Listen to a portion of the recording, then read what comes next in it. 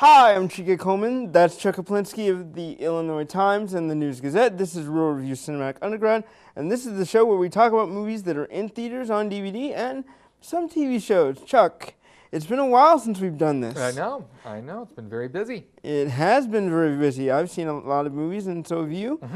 Two of the films that we're going to talk about today are Kingsman, The Secret Service, and 50 Shades of Grey.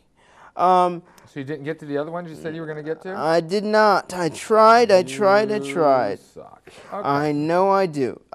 So this week, we're going to start with Kingsman, the film directed and written by Matthew Vaughn, based on the comic book by Mark Millar, The Secret Service. Kingsman, The Secret Service stars Colin Firth, Taron, whatever his last name is. That's the guy. And Mark Strong and Michael Caine. As well as Samuel L. Jackson. Not really an important cast of Brits. And the film basically centers around a Secret Service agent that perishes during a mission, and the son who is asked to join that same Secret Service in order to stop a man named Valentine who greatly resembles Russell Simmons in his mogul ability.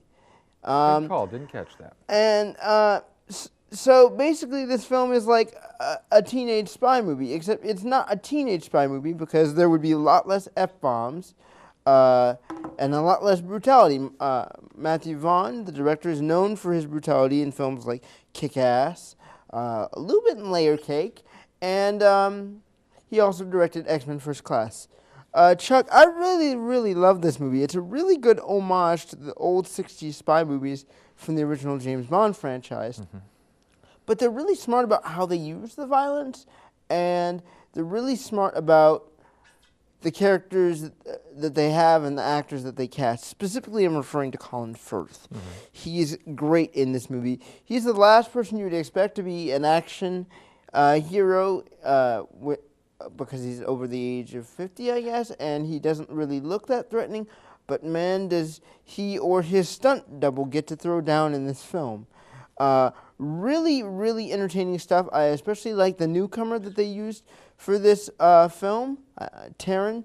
That Taron, what's his face? Yeah, he is very incredibly likable in this film, and the rest of the players of the film really aren't that vital, except for Samuel L. Jackson, who plays a hilarious villain with a lisp who wants to give everybody free Wi-Fi and data for all of time, and there's a point to that. And I like the fact that it underscored how stupid people are because they all accepted that without realizing, you know what, there's got to be a catch. And his motive is noble, but the way he wants to reach that goal is stupid. Noble? I don't know about that. Yeah. It's nefarious, I will say that. It's nefarious, yeah, we'll give it that. What did you think of Kingsman: The Secret Service? I don't know, I got to look up that guy now because you got me, whenever I you don't do know that bothers I can't say me. his last name. Oh, is that it? You can't remember it? No, I can't say it. It's like Egerton or something? Yeah, I don't know. Taron Egerton, yes. Taron Egerton. Did you realize that Mark Hamill was in that film? Yes, I did. Yeah. I liked the movie. I thought it was a little long, but I liked the humor of it. I liked the fact that it was openly, as you say, an homage, but also a spoof of the early Bond films, as well as the spy films that Michael Caine made early in his career. Firth I really liked a lot as well, and I know that his name actually was tossed around to be James Bond at a couple of points in his career, and so we got to kind of get a taste of what that might have been like here. And I like the fact that he's unassuming, but then can, knock your block off at any point. Yeah. Especially the whole sequence where we first see him do this with his umbrella.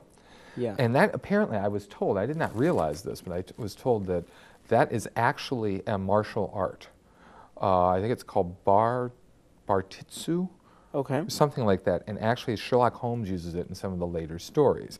And it's all this thing about using a cane or an umbrella as a weapon. And the whole choreography of that moment was really well done. Mm-hmm. Like I say, nothing really that we haven't seen before, but done with a lot of style. And the villain, I did love the villain, the young lady on the prosthetic yes. razor leg things. Yeah. I thought was quite clever.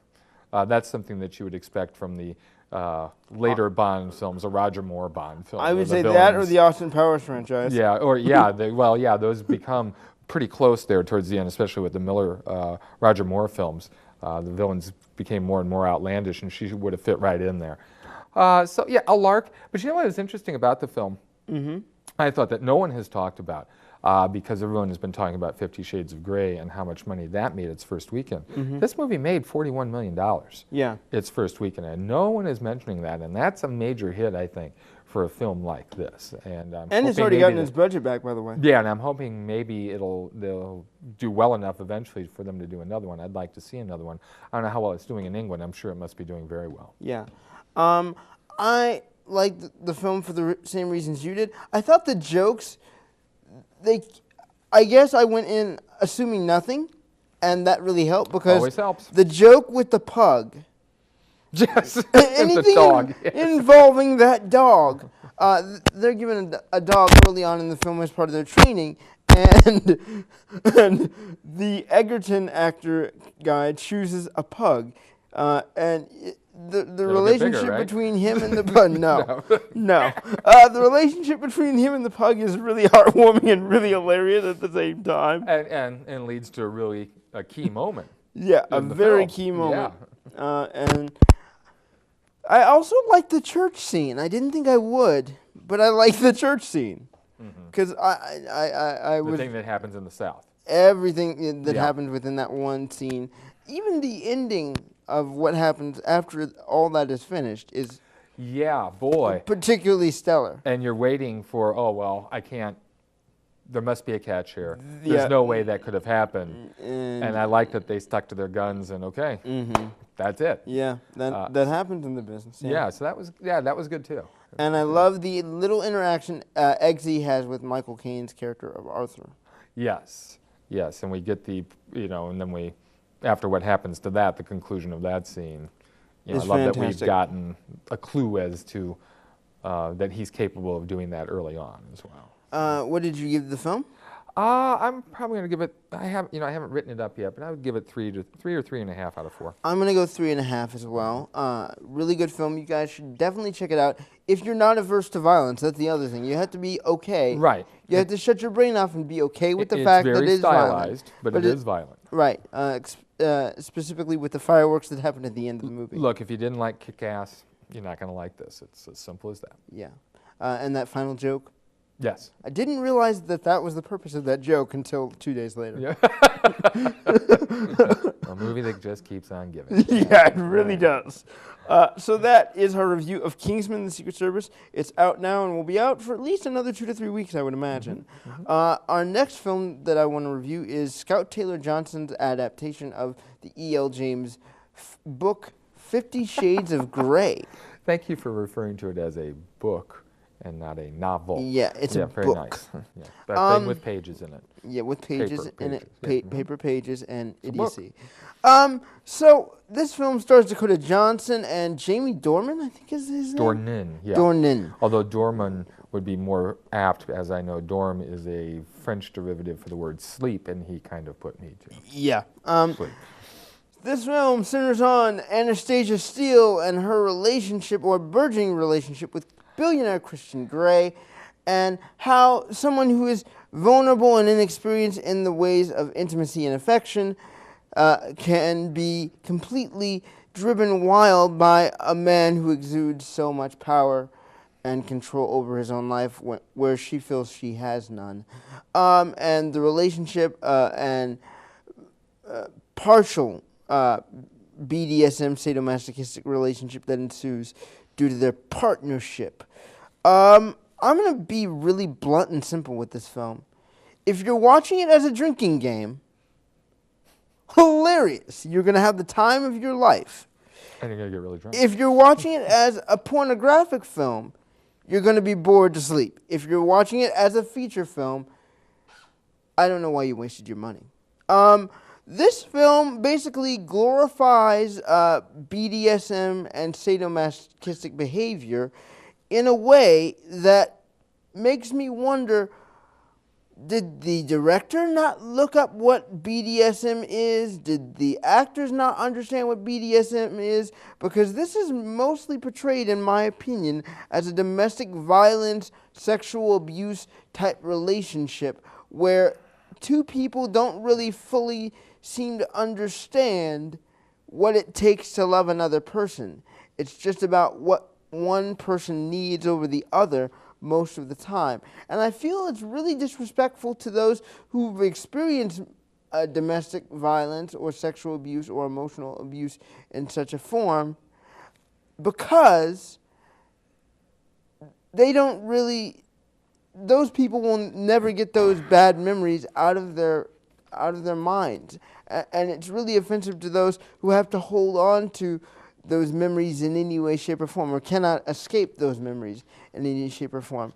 It's being glorified, and teenagers and young adults and adults are all falling prey to it. And I find it really distasteful and insensitive to those who have been a part of those relationships that are actually good in the form of that type of relationship. And I really found it offensive to those who actually live that lifestyle and show that love and care day in and day out, even though they have this side of the relationship. Chuck, what did you think of 50 Shades of Grey?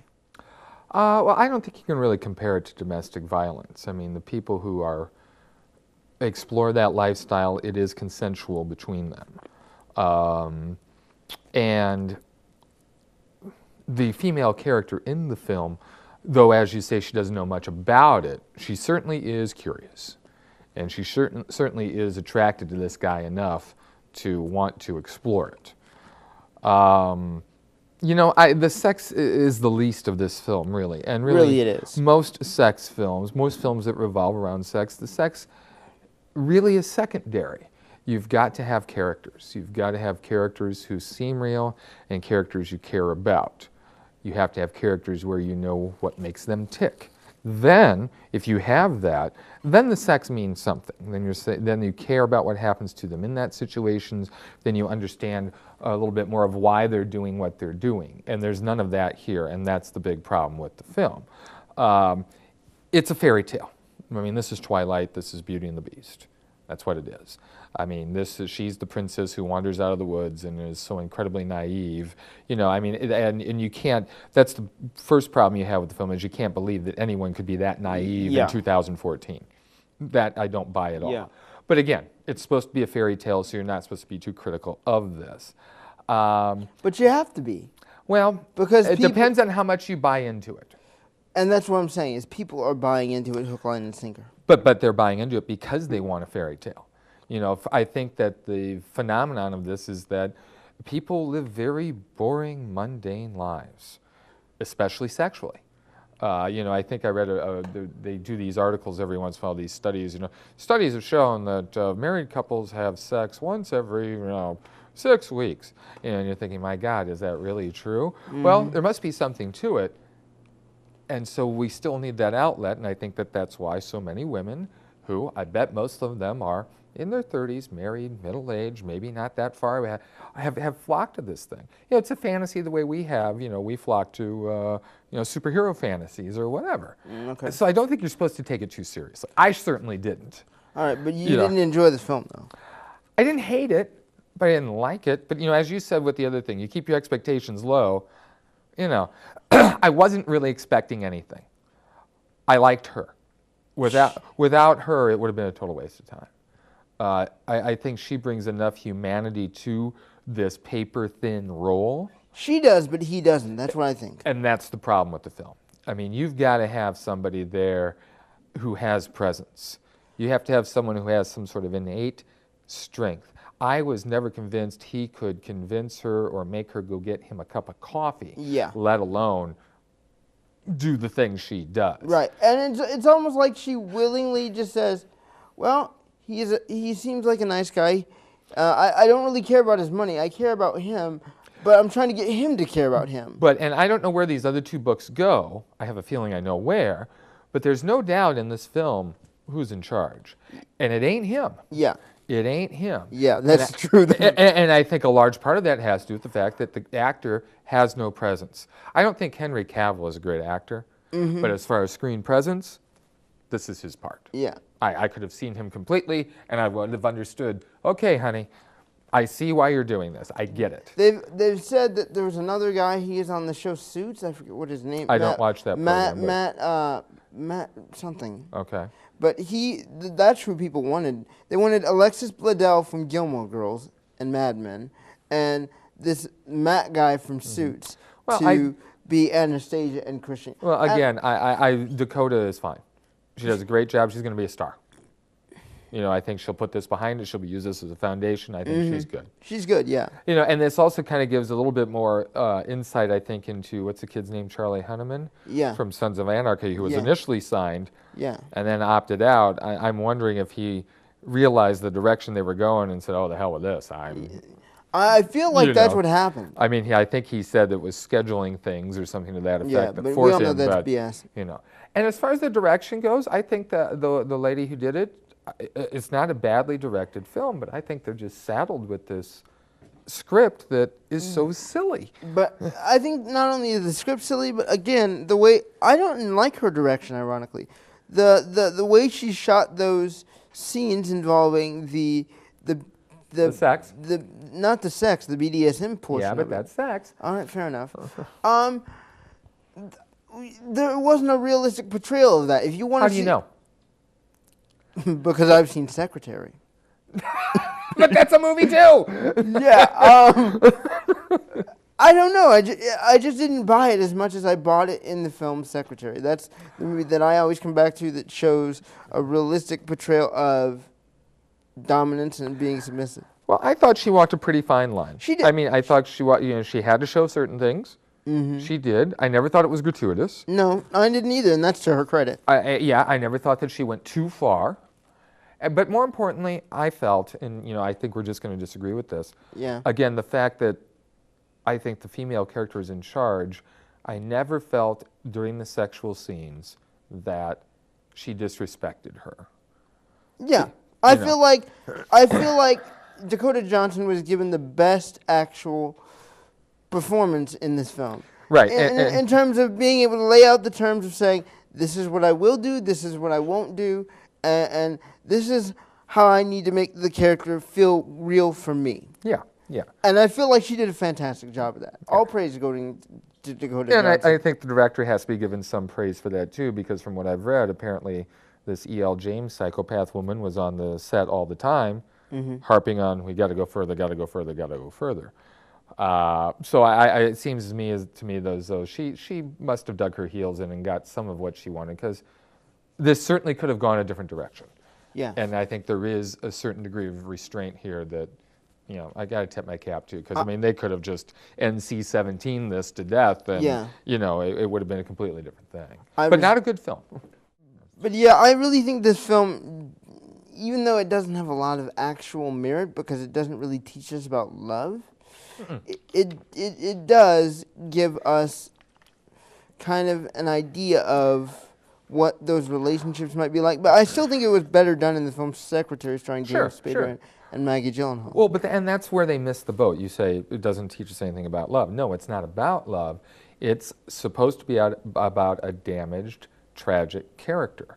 When she questions this character, this man, about why he responds to sex in this way, he says, "That's just the way I am." Yeah. And that's all we get. I want to know, well, what happened to you to where this is where you've come? And he does say that his mother was part of the reason that started. Yeah, and that's real cursory, too. She was a prostitute, and she's a drug addict, and that's all we know. Yeah. I'm assuming we must have known more in the book. I'm not going to go back and find out. I have no freaking clue. But again, it doesn't matter what you're doing sexually if I don't know what's making you tick. And I never knew that with him. So I agree. Just really didn't care. I agree. So the next thing we're going to talk about... Wait, what did you give that film? I think I gave it 1.5 or 2 out of 4. I'm gonna go generous and say 2. Yeah. Okay. The next film that we're going to talk about today is a film that, or actually not a film, the show, The Flash. we are 2 episodes behind in terms of talking about The Flash. We have The Nuclear Man and Fallout to talk about. So what did you think of... Well, let's just do both at the same time. Yeah, because it's all one story, and it's pretty seamless. So basically, this week on The Flash, we finally get the return of Firestorm, and he's pretty bat crap insane, really. They have to give him some drugs to calm him back down. You can't really, blame him. He's got 2 personalities and 1 brain. I mean, it's... Yeah. And we basically learn a very interesting thing about the night Barry Allen's mother died, that there was a mirror that showed the events of what happened and showed that Barry was there in the past to save his mom. Let's see. Let's put our hands up for who never thought in a million years that was going to be true. Yeah, neither of us. Yeah. We both know. So that was the big development in the Barry Flashpoint storyline. Firestorm. Yeah.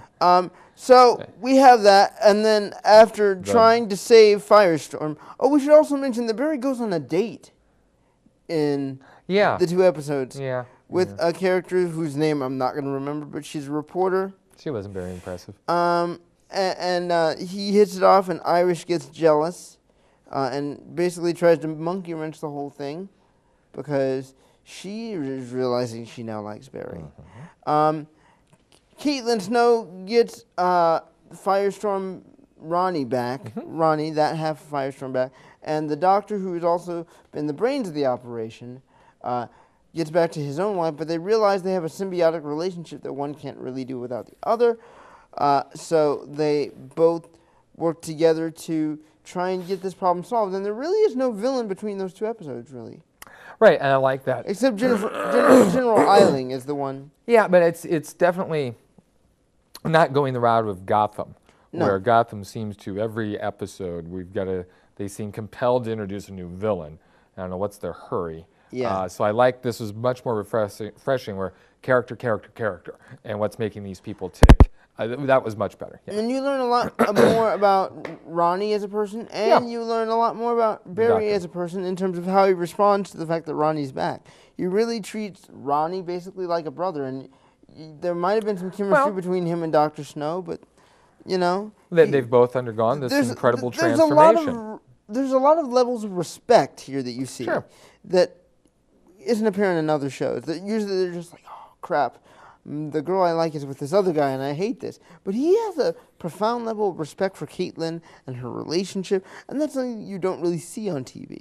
But the one thing they didn't explore, and it just occurred to me as you were talking, was I thought Cisco was kind of attracted to Dr. Snow. Oh, thank God, I'm not the only one. And then with Ronnie back, that hasn't played out at all. But Cisco, they got to get Cisco a girl. Yeah, they got to get Cisco a girl. He's very appealing. He's a good-looking kid. Yeah. He needs a girl. Nice guy. Yeah. And so I really like these 2 episodes because they really gave us a lot of Firestorm's origin. The end of the... You want to go there? Okay. I just want to say, the big reveal, this is what we've been waiting for. The big reveal was fantastic. We can all say that. And also, we get a classic Flash villain who, special effects wise, it looks as though they're going to be able to pull it off. Oh my gosh. Wonderfully. It looks amazing. Oh. I can't wait. It's just like a massive feast, this show.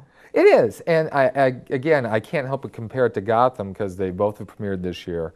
One's Monday night, one's Tuesday night. Right. But the tone and pacing of these are so different. It really is. And I almost feel sometimes browbeat by Gotham, almost exhausted.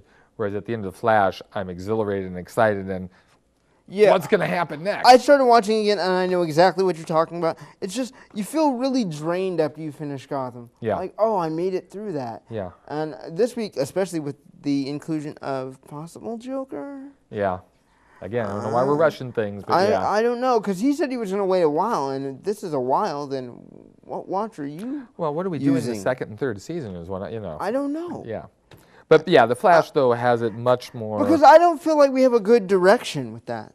It seems much too scattershot. You're right. This, though, has a definite through line. And I like how I have a feeling, I know that they're introducing the character of the Atom in Green Arrow. Yeah. And then he's going to pop up on The Flash at some point. Right. At Star Labs. Played by Brandon Routh, former right. Superman. Perfect. And I'm sure Firestorm probably will cross over between the two shows too. I would hope so because they're related, actually. Yeah, so I like how these two shows are setting up and the pace in which they're introducing all these characters which are going to interact. And I don't know what the budget is for every episode, but boy, the special effects for the budgets they have, the Firestorm stuff, I thought was really well done. Fantastic, fantastic. Good stuff. I also want to tell you that there is going to be a Supergirl show. I read about that. That may possibly be able to cross over with Arrow and Flash. Oh, that'd be great. Because, of course, they're on the CW and CBS owns the CW, essentially. I did not realize that. I Good, think so. Thank you. All right, good. Yeah, I'm pretty sure. Yeah, they do. And so I'm really excited for the possibilities of this DC television universe. I agree. It's shaping up very well. That's being built. And you definitely should catch up to Arrow at some point. The only problem is, did I see this correctly? We have to wait a month for the next Flash episode. Yeah. Which had me, really? Yeah. You can use the time to watch Arrow in between. I guess we could get caught up. Or those of you who don't know about the Flash, you got a month now to get caught up. You got a month now to get caught up on the Flash or Arrow. Take your pick. There are so many platforms now where you can get this stuff. So, yeah, really. Yeah. The last show I want to talk about is Better Call Saul, because this is the first spin-off to the Breaking Bad series, starring Bob Odenkirk as Jimmy. What's Jimmy's last name? Don't know. But he isn't Saul yet. I've watched the first 3 episodes. Have you watched all 3? I've watched all 3, yeah. So the first 2, I'm just going to act like that's one episode because... Yeah, it's all a story, yeah. Pretty much we meet Jimmy McGill. I remembered his name on the there spot. you go. I was just looking it up. Yes, McGill. Jimmy McGill, and he has a brother named Charles who likes him to ground himself. Michael McKean from Laverne and Shirley. And he's doing really well on this so far, I think, for the little bit he's given. He makes his brother ground himself. Charles McGill has a mental illness of some kind that is preventing him from being a good lawyer. Saul is a lawyer in his own practice out of the back of an Asian nail salon. And he takes these clients. And that's where he lives, too. And it's where he lives. Hide a bed on the couch. Poor guy. Right, poor guy. And I love the first scene of this show. Where we see him after the Breaking Bad stuff? No, well, actually, I love that, too. But I wasn't talking about the first scene that's actually in whatever the present tense of the show is going to be in. That whole thing, hysterical. Yeah. Hysterical. Poor guy. Could not stop laughing. For those of you who have not seen the pilot for Better Call Saul, basically what happens is there's a group of people sitting in a room waiting for a lawyer. We find out that lawyer is Jimmy McGill, and he goes in and makes this pitch about, we were all 19 once, and we all did something stupid and crazy, and really these boys are nice guys that just did something stupid. And really, it doesn't matter. It's going to be okay because we all make mistakes, and you will all remember that time when you were 19 and you did something stupid. And these boys deserve a second chance. So let's let them have it. The lawyer who is the prosecution does not even say a word. All he has to do is wheel in that TV VCR and press play, and we see what they did.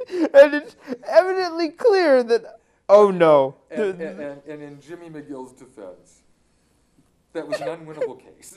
Really, the best lawyer in the world. There's no way. No way. Yeah. Johnny Cochran could not save that. The old college try. Give him credit. Yeah. It's a fun show.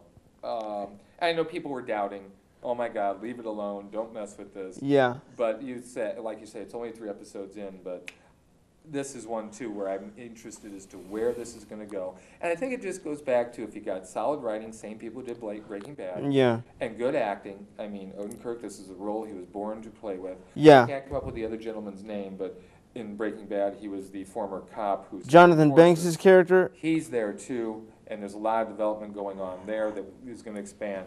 Very, very audacious or auspicious beginning. And I love the inclusion of a very, very specific Breaking Bad character. Yes. And we'll see more of him, I'm sure. Who I've sorely missed in what he does to the twins. Oh, hilarious. And it's definitely a show worth watching if you like Breaking Bad. Good stuff. Next week, I want to talk about next week because I'm assuming the weather's going to be we'll have fallout from the Oscars. A lot less messy. And the Oscars, I'm just going to call it right now. J.K. Simmons better win for Whiplash. There's nobody else deserved it. Julianne Moore better win for Still Alice. And Best Actor, I know who I wanted to go to, but let's face it, it's going to go to the guy who did Theory of Everything, Eddie Redmayne, as much as I don't want it to. What are your picks, real quick? Michael Keaton for Best Actor, Julianne Moore, Patricia Arquette, J.K. Simmons, Boyhood.